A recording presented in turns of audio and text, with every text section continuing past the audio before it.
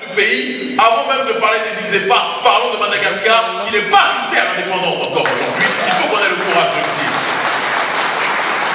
Et là aussi, nous comptons sur le pasteur pour que les Moïse modernes se battent contre les pharaons qui sont représentés par l'impérialisme français. Je différencie les pharaons, bien sûr, de l'Égypte antique, dont parlait cher Anta Diop, puisque nous savons que l'Égypte antique était la terre originelle des Noirs, comme ceux qui se renseignent sur l'histoire le savent.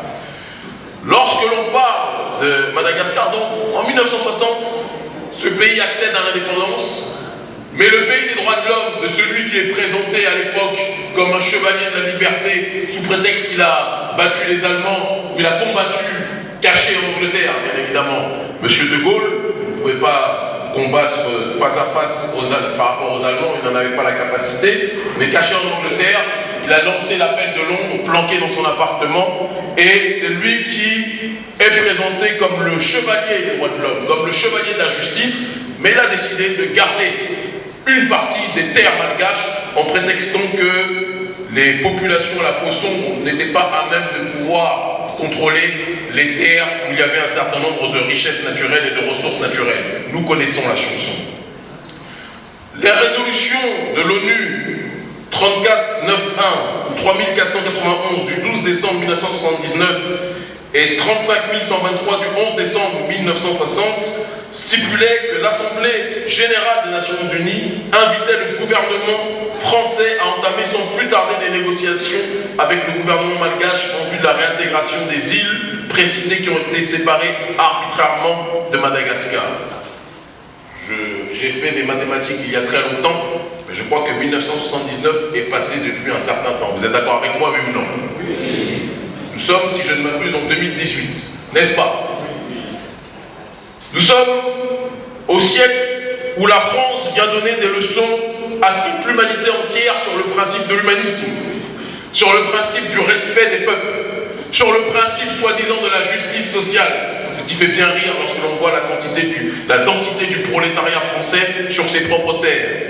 Eh bien, en ce XXIe siècle, cette résolution est restée lettre morte, parce que c'est la vérité. Quoi qu'on en dise, l'ONU passe son temps à favoriser les puissants, mais n'écoute jamais les populations minoritaires ou les populations qui n'ont pas un PIB extrêmement élevé. Et il faudra là aussi qu'au XXIe siècle, les populations à la peau sombre puissent réfléchir à une nouvelle façon de se faire entendre sur la scène internationale si l'ONU n'est pas capable de défendre nos propres intérêts.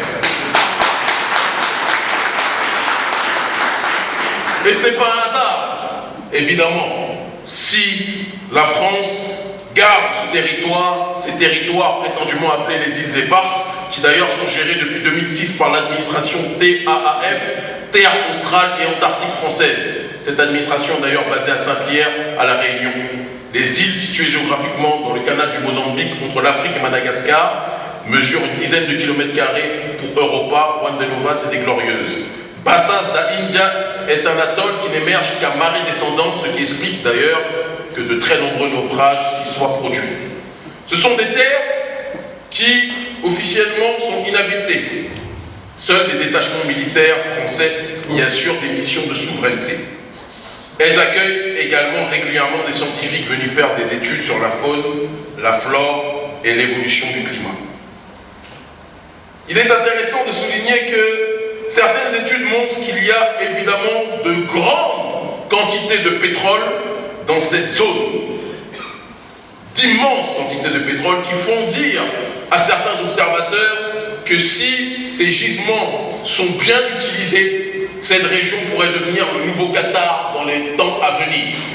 Que chacun réfléchisse à cette réalité. La première fois que je suis venu à Madagascar, j'ai eu les larmes aux yeux de voir la quantité de pauvreté qu'il y avait dans notre pays. Je dis notre parce que ce qui est une partie de l'Afrique est la partie de l'Afrique dans sa globalité. J'ai vu des gens vivre en dessous du seuil de pauvreté en un siècle où il y a des gens qui sont capables de se gargariser avec des millions en profitant des propres ressources de ce sol. J'ai vu des gens, j'ai vu des mamans marcher à pied d'un endroit à un autre pour aller chercher le minimum de fournitures vitales pour leur propre famille sur une zone qui bénéficie à la France aujourd'hui plus que jamais sur un bon nombre de points. Et je m'adresse donc aux autorités. Comment en 2018, ceux qui ont dirigé ce pays, qui ont passé leur temps à se remplir les poches, parce qu'il faut qu'on soit capable de dire les choses telles qu'elles sont, mais à laisser le reste de la population en dessous du seuil de pauvreté, peuvent-elles se regarder dans la classe? Il faut qu'on ait le courage de dire que la classe politique malgache est aussi responsable que l'impérialisme français. Je n'ai pas de tabou pour dire les choses comme ça. Oui, je sais. Quand je dis ça, certains se disent qu'Émile, tu y vas fort quand même, il dirige Madagascar. Mais comment quelqu'un qui dirige Madagascar peut être fier que ce pays fasse partie des pays les plus pauvres de la planète, alors que d'autres observateurs disent que dans cette zone, si les gisements de pétrole sont bien usités, cela pourrait être le futur Qatar, ou un mini-Qatar qui se déroulerait, qui se présenterait au reste du monde. Je pense qu'il y a un moment donné, il faut qu'on soit capable d'être dans une démarche d'autocritique, d'introspection collective, sociétale et politique. Et c'est pour cette raison que bon nombre de gens pensent que seul un patriote peut défendre et faire en sorte que Madagascar puisse être relevé. C'est pour ça que j'ai beaucoup foi et espoir dans mon frère et camarade que vous venez de citer, que vous avez pu écouter tout à l'heure. Parce qu'en ce XXIe siècle, il y a deux camps. Ceux qui se couchent face à l'occidentalisation du monde, face à la mondialisation néolibérale, et ceux qui se défendent et qui sont prêts à tout pour protéger leur population. On les appelle les patriotes, certains les appellent les populistes, mais le langage originel du populisme, c'est celui qui est capable de parler le langage du peuple. Et nous avons besoin de gens qui parlent le langage du peuple, qui protègent le peuple, qui pensent au peuple avant de penser à la finance internationale.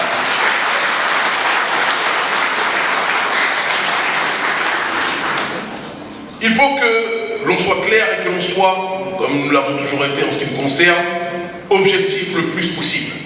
Nous en parlerons un peu plus en détail cet après-midi, mais je ne peux quitter cette tribune sans préciser que à chaque fois qu'un peuple a une partie de sa terre qui est volée, quand ce peuple est dirigé par des patriotes ou ce peuple est peuplé par des patriotes, ils font en sorte que les terres qui leur sont volées puissent être récupérées de la manière la plus rapide possible.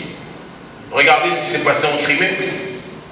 La Russie a été décapitée après, ou l'ancienne Union soviétique a été décapitée après l'effondrement du mur de Berlin, qui était une agression occidentale, disons les choses telles qu'elles sont. Mais Vladimir Poutine, je ne suis pas là pour dire qu'il est un messie ou un ange, parce que je pense que seuls les Africains pourront se déterminer eux-mêmes et qu'il n'y a pas de messie en dehors de l'Afrique. Mais il est bon de prendre des exemples géopolitiques. Lorsque Vladimir Poutine a accédé au pouvoir, qu'est-ce qu'il s'est dit? Il s'est dit que les terres qui ont été volées à la terre originelle russe devraient être récupérées d'une façon ou d'une autre. L'impérialisme d'Occident, l'OTAN, a considéré que c'était un vol. Mais comment le voleur peut accuser le volé d'être un voleur lui-même? Eh bien, c'est ce qui devrait se passer pour Madagascar. Nous n'avons pas à demander l'autorisation à l'Occident, à l'ONU ou à ces plaisantins internationaux pour récupérer des terres qui nous reviennent de droit. Il est juste nécessaire de s'allier aux bonnes forces géostratégiques, aux bonnes forces géopolitiques, qui ne sont pas, je le dis et je le répète, des messies. Il n'y a pas d'autre messie que le peuple lui-même. Mais on doit être capable d'analyser comment la politique se fait de manière générale. Quand la Syrie de Bachar al-Assad s'est fait bousculer, s'est fait agresser par des mouvements terroristes qui ont voulu prendre une partie du territoire sous commande et sous direction de l'Occident, Bachar al-Assad s'est allié à diverses forces qui résistaient à l'axe atlantiste en tant que tel, à l'axe occidental en tant que tel. Et aujourd'hui, des années plus tard, après le début de la guerre, Bachar al-Assad est toujours présent et la Syrie est toujours unie. Eh bien, ce qui se passe dans toutes ces régions du monde, c'est ce qui devrait se passer pour Madagascar aussi. Il ne devrait pas avoir une population attentiste. Chaque partie de la population de Madagascar devrait être capable de se mobiliser devant les représentations de la France et lui dire que nous ne voulons plus de la présence française sur les terres de Madagascar. Nous ne devrions pas attendre qu'un candidat ou un président vous dise ce que vous devez faire. Chacun d'entre nous devrait être dans une dimension patriotique et dire à la France, France, quitte notre territoire, tu n'as plus rien à faire sur nos terres.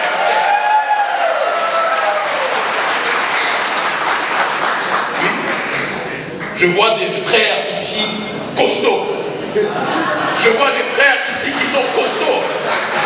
Je vois des femmes ici qui sont des Amazones. Si nous voulons être capables de récupérer nos terres, chacun d'entre nous doit être dans une dimension militaire et comprendre que nous devons servir la patrie, non pas attendre que la patrie nous serve, mais servir la patrie et être prêt à mourir pour cette dernière. Et nous devrions analyser les différents partenaires qui pourraient nous aider justement à accéder à nos objectifs, mais en réfléchissant bien à ce que nous ne quittions pas un colon pour en avoir un autre. Et c'est pour ça que je précise toujours. Oui, je précise toujours, parce que je suis un souverainiste. Que ce soit les Russes, que ce soit les Iraniens, nous vous adressons ce message aussi. Les Africains ont plus confiance en la Russie qu'aux États-Unis ou en la France. Mais nous ne quitterons pas la France pour être colonisés par la Russie par la suite, que l'on soit clair sur cette réalité. Nous voulons des partenariats d'égal à égal. Nous voulons un rapport de souverain à souverain. Aidez-nous à récupérer nos terres et nous aurons des rapports commerciaux fluidifiés. Vous serez nos partenaires principaux sans aucun problème.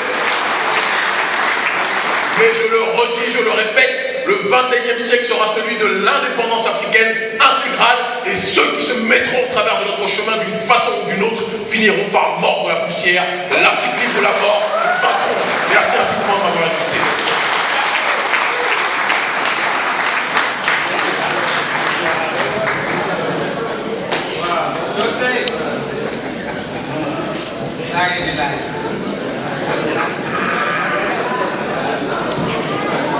Merci, Monsieur Kémy-Séba, pour ce discours militant, plein d'espoir. On ne se sent plus seul. Madagascar sera avec l'Afrique. Maintenant, on va passer à la deuxième partie de notre journée aujourd'hui. J'invite les participants, les intervenants ici dans la tribune pour nous joindre avec les journalistes à une petite conférence de presse là-haut, à la 4e étage. Et les invités et les autres participants peuvent, on vous invite pour le cocktail. On vous remercie.